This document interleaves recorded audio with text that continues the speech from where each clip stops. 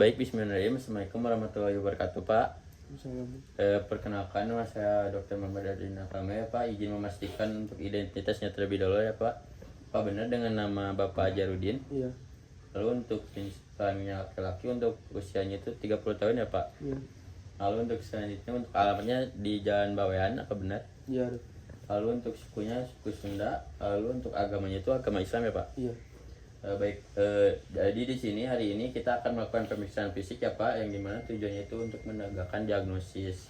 Mungkin sedikit tidak nyaman, namun saya akan meminimalisir ketidaknyamanan tersebut. Apakah Bapak bersedia? Sedia, Dok.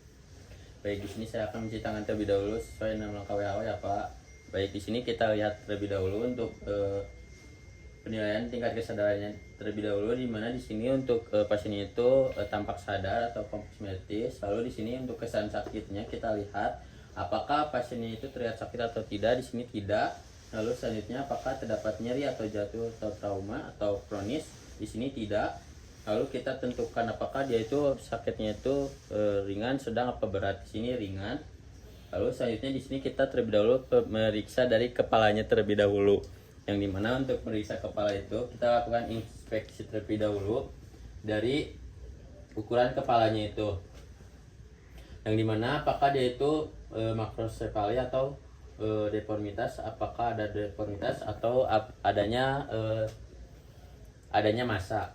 Selanjutnya di sini kita inspeksi terlebih dahulu pada rambutnya, apakah terdapat alopecia atau tidak. Selanjutnya dari warna rambutnya, lalu selanjutnya kusam atau tidak. Lalu selanjutnya kita lihat dari wajahnya itu, apakah dari wajahnya itu kita apakah pucat atau tidak. Selanjutnya ikterus atau tidak. Di sini tidak. Apakah terdapat edem, massa atau butterfly rash, atau dia itu cyanosis. Di sini tampak normal. Lalu selanjutnya kita melakukan palpasi pada kulit kepalanya, yang dimana di sini kita punten ya Pak. Di sini apakah terdapat deformitas atau tidak. Lalu untuk selanjutnya di sini apakah terdapat massa atau tidak. Apakah ada nyeri Pak? Tidak, Dok. Baik, lalu untuk selanjutnya di sini kita akan melakukan pemeriksaan palpebra, yang dimana kita nyalakan terlebih dahulu senternya. Lalu kita amati palpebra dan bulu matanya. Di sini tidak ada kelainan. Lalu selanjutnya di sini boleh kita memeriksa dari konjungtivanya terlebih dahulu, yang dimana kita periksa dari palpebra konjungtiva palpebra superior, yang dimana kita membalikkan dengan ibu jari atau jari telunjuk, atau bisa juga dari kapas ya Pak. Punten ya Pak.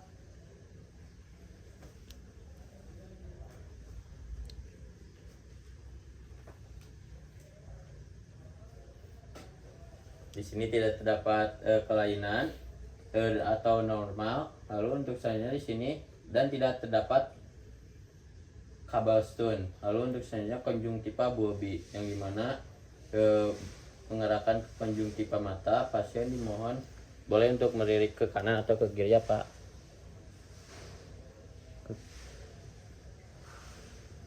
Di sini normal dan tidak terdapat pterygium atau konjungtiva injeksi. Selanjutnya di sini kita memeriksa konjungtiva palpebra bagian inferiornya itu. Boleh di sini kita tarik, boleh menghadap ke atas Pak.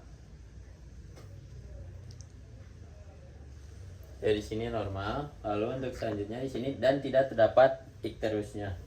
Lalu di sini kita pada bagian skleranya itu, di sini tidak terdapat ikterus atau kekuningan. Lalu kita bagian iris dan pupilnya itu, yang dimana amati iris dan pupil mata kanan dan kiri dengan menggunakan lampu senternya.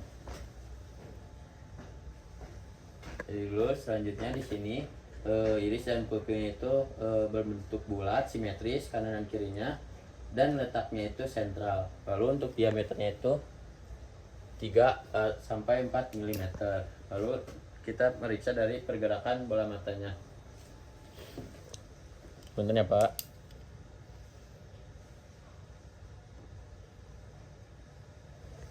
Lalu di sini untuk refleks cahayanya itu pada cahaya direct itu dia normal. Lalu untuk indirectnya juga dia normal. Lalu selanjutnya di sini kita pergerakan bola matanya itu boleh Pak, nanti boleh untuk pergerakan si jarinya itu sesuai dari arah senternya Pak, tanpa menggerakkan kepala ya Pak.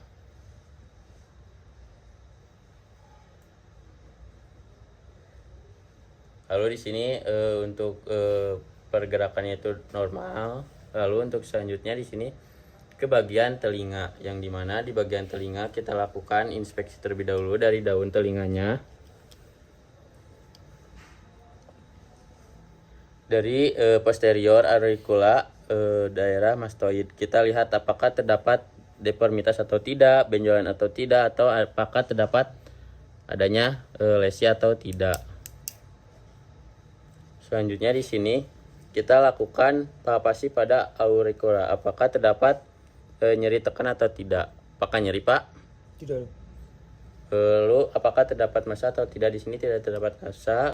Lalu di sini kita lakukan inspeksi pada meatus akustikusnya atau membran tipatinya menggunakan alat stetoskopnya itu, dan kita pastikan apakah dia itu terdapat nyala atau tidak terlebih dahulu. Benar ya Pak? Lalu kita lihat. Lalu kita nilai apakah terdapat ada tanda-tanda radang atau tidak, benda asing atau tidak, apakah terdapat sekret dan masanya. Lalu untuk selanjutnya di sini kita bagian hidungnya, yang dimana kita bagian hidung itu kita lihat apakah terdapat pernapasan cuping hidung atau tidak. Di sini tidak terdapat pernapasan. Lalu selanjutnya di sini kita lakukan inspeksi Pak, yang dimana di sini untuk tidak terdapat deformitas, lalu untuk tidak ada massa, untuk tanda radangnya itu tidak ada, untuk bagian edemnya itu dan perdarahan tidak ada. Lalu kita lakukan palpasi. Benar ya Pak? Yang dimana di sini kita lihat kita palpasi bagian sinusnya, apakah terdapat adanya massa atau tidak, terdapat fraktur atau tidak. Lalu apakah terdapat benda asing dan nyeri tekan atau tidak? Apakah nyeri Pak? Tidak. Selanjutnya di sini bagian mulutnya, yang dimana kita lihat terlebih dahulu dari warna dan kelembapannya normal. Lalu untuk selanjutnya apakah terdapat benjolan, ulkus atau cracking. Lalu pada bagian mukosanya kita lihat di bagian mulutnya dengan pencahayaan, boleh untuk apa? Menggunakan spatula. Lalu kita lihat apakah terdapat perubahan warna atau tidak, apakah terdapat adanya ulkus atau tidak. Selanjutnya di sini lihat. Lalu pada gusi dan giginya itu kita lihat dari warnanya. Lalu untuk gusinya itu normal, pink. Lalu tidak terdapat pembengkakan atau ulkus. Lalu pada giginya. Lalu pada palatumnya itu kita tentukan dari teksturnya, lalu untuk warna, lalu apakah ada kemerahan, ulkus dan nodul. Lalu selanjutnya di sini kita lihat pada papila dan frenulumnya. Boleh untuk minta lidahnya diangkat ke atas Pak.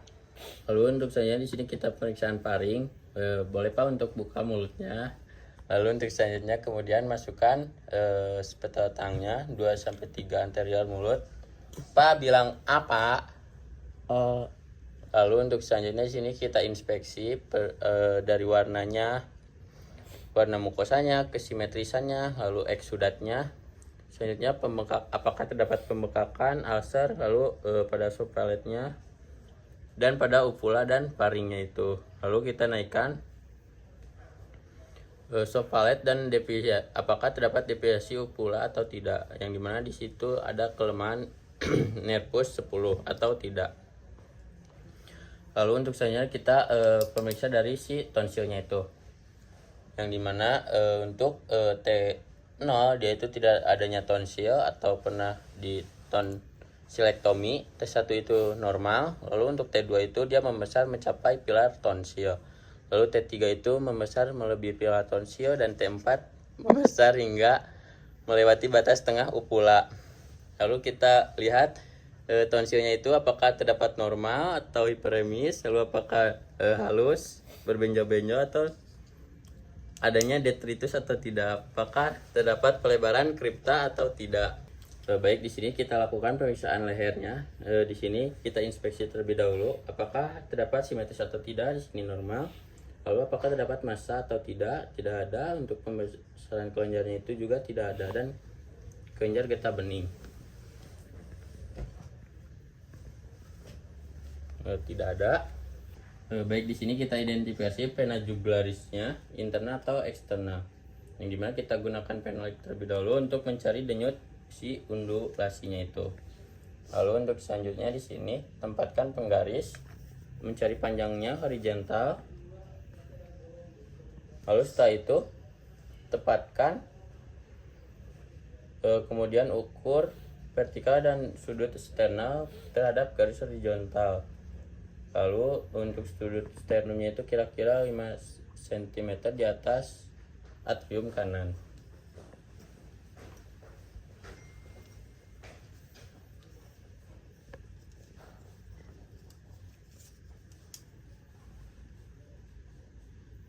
Lalu kita nilai